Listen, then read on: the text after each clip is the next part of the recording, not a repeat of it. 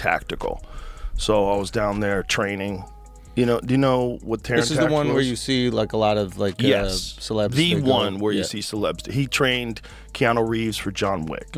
He's the man. Like Taron Butler is like a multiple-time world champion shooter of those, the events that they have where it's timed or a shooter ready. Yeah. So I met him there. He seemed like a real nice guy.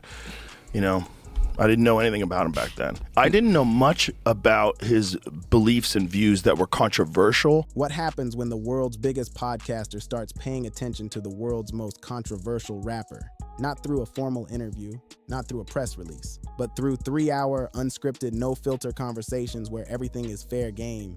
That's exactly what's been happening with Joe Rogan and Drake.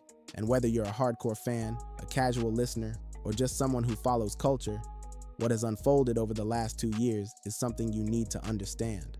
Because this isn't just a rap beef. This is about a man's reputation, the most powerful record label on the planet, real violence at someone's front door, a federal lawsuit, and a cultural reckoning that nobody saw coming. By the end of this video, you'll know exactly what went down and why it's so much bigger than any diss track. To understand why Joe Rogan started talking about Drake, you have to go back to the spring of 2024. Because that spring didn't just break the internet, it may have permanently broken Drake's image. It started with Kendrick Lamar. The two had been circling each other for over a decade, trading coded references, industry shade, and subtle shots going all the way back to 2013. But in March 2024, Kendrick dropped Like That on a Metro Boomin and Future album, and the message was unmistakable. There is no big three in hip-hop. It's just me, Drake responded. Kendrick fired back. Within 16 days, both men had dropped 8 diss tracks between them, sometimes releasing within the same hour. It was the fastest, loudest, and most culturally explosive rap battle in modern history. And then came May 4th, 2024. Kendrick released Not Like Us. The song was vicious. It was catchy. It had a hook that millions of people were chanting within hours. But buried inside that production was a direct by-name accusation, calling Drake a pedophile. The cover art featured an aerial image of Drake's own home with red markers placed like a predator registry map. Not Like Us hit #1 on the Billboard Hot 100. It streamed over 1 billion times. It became an anthem, a meme, a movement, and it also led to armed men showing up at Drake's house. Joe Rogan is not a rap journalist. He's not a music reporter. But he is someone who takes culture seriously, speaks without a filter, and commands an audience of 30 to 40 million people every single episode. So when the beef exploded, it was only a matter of time before he weighed in, and he got pulled in the most Joe Rogan way possible, through his own family. On a 2024 episode of the JRE with former CIA officer Mike Baker, Rogan shared that his wife and oldest daughter had spent an entire car ride that morning debating the beef. 2 grown women, full conversation. Both agreed Kendrick was the better lyricist. Drake had more hits, and somehow the whole thing ended in a tie. Rogan admitted he liked both artists, but was genuinely shocked by how intense things had gotten. He jokingly asked on the show, "Is this to the death? What happens here? Does someone have to tap out?" That question turned out to be more prophetic than funny. Fast forward to February 2025, Kendrick Lamar headlined Super Bowl LIX in New Orleans in front of 100 million people. He walked out onto that stage wearing a full denim-on-denim outfit, a Canadian tuxedo. No words needed, a cold, calculated dig at the Canadian-born Drake. The entire stadium sang along to Not Like Us, including the line that had defined the entire war. Then Kendrick paused, looked straight into the cameras and said, "I want to play their favorite song, but you know they love to sue," because by that point Drake had already filed his lawsuit. On January 15, 2025, Drake filed an 81-page federal lawsuit in the U.S. District Court for the Southern District of New York. The target wasn't Kendrick Lamar. It was Universal Music Group, the very company that built his career. The lawsuit alleged that UMG had knowingly promoted a song containing false accusations, used their corporate resources to artificially amplify it, and that their actions directly contributed to real-world violence at his home. And that violence was very real. On May 7th, just 3 days after Not Like Us dropped, an armed group drove to Drake's Toronto residence and opened fire. His security guard was shot. The next day, a separate intruder dug a hole under the security fence and physically got onto the property. Then on May 9th, another breach attempt occurred. 3 incidents, 3 days, all following the release of one song. The lawsuit also accused UMG of using bots and third-party manipulation to artificially inflate streaming numbers on Spotify, a practice explicitly prohibited under U.S. federal law. Universal Music Group did not stay quiet. In March 2025, they filed a motion to dismiss, and their response was devastating. Their lawyers wrote that Drake, one of the most successful recording artists of all time, had lost a rap battle that he himself provoked and willingly participated in, and instead of accepting the loss, he chose to sue his own record label.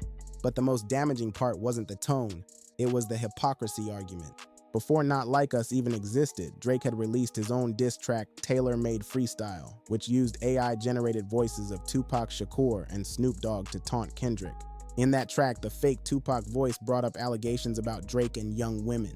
Drake, in his own real voice, doubled down. In other words, Drake himself introduced that angle into the conversation, then turned around and sued when Kendrick ran with it. UMG also pointed out that in 2022, Drake had publicly signed a petition arguing that rap lyrics should never be interpreted as factual statements. Now, standing in a federal courtroom, he was arguing the exact opposite. On October 9, 2025, U.S. District Judge Jeanette Vargas dismissed the case. The court ruled that Not Like Us constituted non-actionable opinion under U.S. law, that the song's language was hyperbolic and figurative, characteristic of the rap genre, and that no reasonable listener would interpret a diss track as a factual statement. Drake filed an appeal in January 2026 with a 117-page appellate brief. UMG responded with 83 pages of their own. The legal battle continues, but the cultural verdict has already been delivered. Not Like Us won 5 Grammy Awards, including Record of the Year and Song of the Year, making it only the 3rd hip-hop song in history to reach that milestone. While all of this was unfolding in the courts, Rogan kept circling back to Drake on the podcast. In a November 2024 episode with legendary music producer Scott Storch mentioned he had been trying to collaborate with Drake for years but kept getting blocked before they could connect. Rogan had a different angle entirely. He said he wanted to get hold of Drake to talk about his fight picks, because that guy loses more money on bets than anyone he knows. The room laughed, but Rogan made it clear. If Drake ever came on the show, the real conversation would be about UMG, about Kendrick, about what actually happened behind closed doors. And the betting story is worth slowing down on because it reveals something about Drake's public image that Rogan keeps returning to. Drake places massive bets on UFC fights and boxing matches, millions per event, and posts them publicly on social media. The Drake curse became a cultural meme. Fighters started dreading his public endorsement. But when Rogan's producer pulled up the actual data on air, the numbers surprised even Rogan himself. Over 25 public bets, $13.45 million wagered, $14.48 million returned. Drake was actually up over $1 million overall. He just bets big when he's sure, Rogan said. He's actually ahead. Still, the individual losses hit hard. $2 million on Israel Adesanya, $350,000 on Mike Tyson against Jake Paul, $300,000 on Canada in the Copa America. And after that Copa America loss, the Argentine national team posted celebration photos with "Not Like Us" written across them, trolling Drake in front of the entire world. Even when Drake wins, the world is still laughing at him. And that's the thread that runs through everything Rogan has said about Drake over the past year. He hasn't taken a hard side. He hasn't condemned him. He said repeatedly that he respects both artists. But there is a consistent skepticism toward carefully managed images and a very clear desire to have the real, unfiltered conversation that nobody else is having. That is genuinely dangerous for Drake. Because the last thing he needs right now is 3 unscripted hours across from Joe Rogan. No PR team, no handler, no talking points. Rogan has sat across from presidents, scientists, soldiers, and billionaires. He has a rare ability to pull things out of people that they never planned to say. He would ask Drake about the UMG conspiracy allegations, about the night his security guard was shot outside his own home, about watching Kendrick walk out at the Super Bowl in a Canadian tuxedo in front of 100 million people.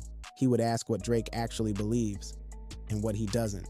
Drake has not done a single sit-down interview to address any of this. Not one real conversation, complete silence. Drake spent over a decade being untouchable, the hitmaker who never really lost, the guy who turned every setback into a bigger comeback. And maybe he does it again because music has a notoriously short memory. But what happened in 2024 and 2025 was not just a rap beef. It was a full exposure of vulnerabilities, of industry politics, of legal desperation, and of a global superstar who, when the real heat finally arrived, went completely quiet.